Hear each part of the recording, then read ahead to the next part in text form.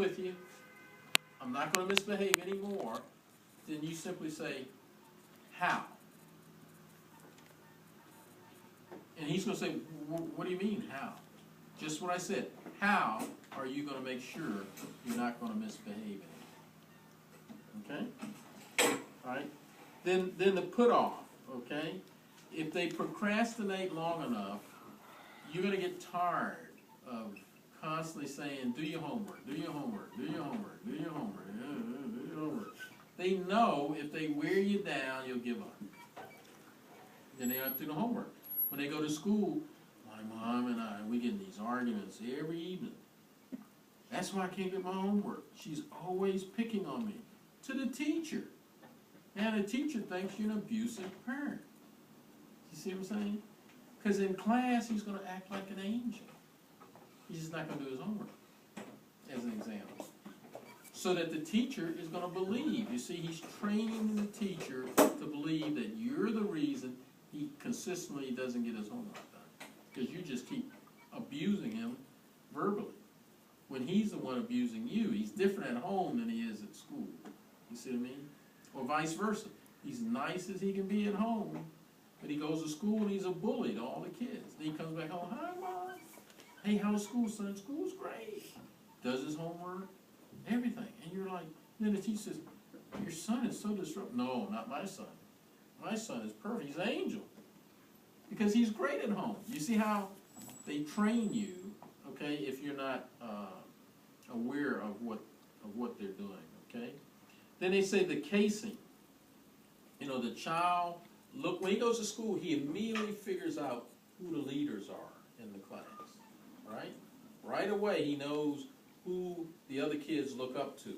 Now, if he doesn't think he can beat up that other person who's in charge, then he wants to be part of that team because that person is very popular. He's popular for the wrong reasons because he gets everybody in trouble, and he's a bully. That's why he's popular. He's not popular because his behavior is good. Those people are considered geeks, right? They have those negative terminology. You know, you're a geek. You know, why? They're a geek because they get A's, right? They can spell. They can do math. They follow the rules. They don't talk in class. They pay attention. They don't make fun of other people. They get along with other people who study well. They associate themselves around people who want to do the good things in school to get good grades so they can make the principal's list or the dean's list or whatever is the recognition that you're doing your job as an outstanding student. You see what I mean? So that's what that particular one was about, okay? So they're casing people to determine who they can take advantage of and what do they need to do to eliminate someone that might stop them from being more popular, okay? Which is just a low self-esteem attempt to downplay the fact that they're not learning the skills to fit in with all students, not just the bad students, but all students. See, they can't fit in with the students who get straight A's because they're getting D's and F's, you see? So therefore, they're going to fit in with the students who get D's and F's instead of being able to fit in with their class, okay? All right? So then you got the dishonesty and the misinformation where, you know, you talk about children omit information when they tell you, the teacher yelled at me, but they didn't tell you that they yelled at the teacher first.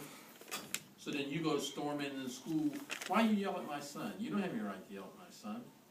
And the teacher lets you go on and on and on. And finally she says, well, did he tell you that he yelled at me first? And then you feel bad, right? Because you never ever thought about that. You see?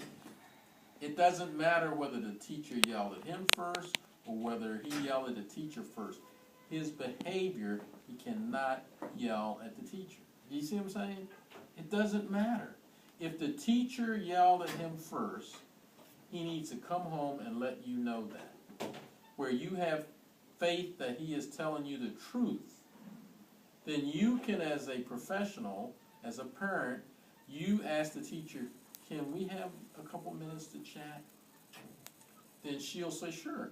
And you say, my son believes you yelled at him.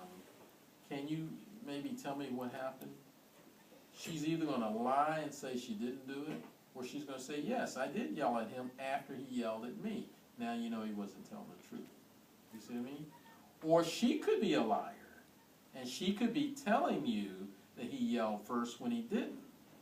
It will still come out in the end, and regardless, his behavior will not allow him to yell, because the principal has to support the teacher, or there's going to be chaos.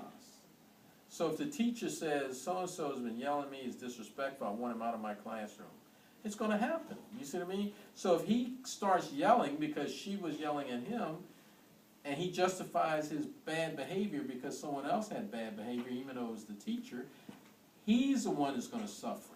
It's about you. It's not about the teacher. You see what I mean? It's always about you, and that's what you got to get them to understand, okay?